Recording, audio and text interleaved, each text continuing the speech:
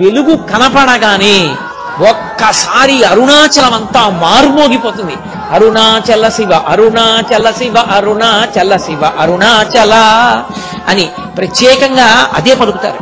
ఆ 4 నామాలు పలుకుతారు. అరుణాచల శివ అరుణాచల శివ అరుణాచల శివ అరుణాచల. ఆ నామం ప్రతిధ్వనించిపోతుంది, దిక్కులు మారుమోగిపోతాయి ఆ నామంతో. అప్పుడు అక్కడ జ్యోతి వెలిగించగానే ఇంటింటా జ్యోతులు ఎత్తారు. ఇన్ని జ్యోతులతో అసలు మీరు ఆ అరుణాచల క్షేత్రాన్ని చూస్తే ఎక్కడ చూసినా జ్యోతులు.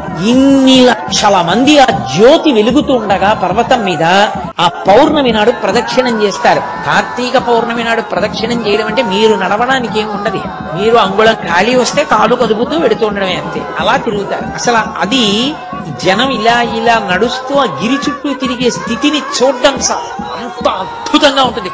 కొండంతా జనంతో నిండిపోతుంది. అంత పెద్ద జ్యోతి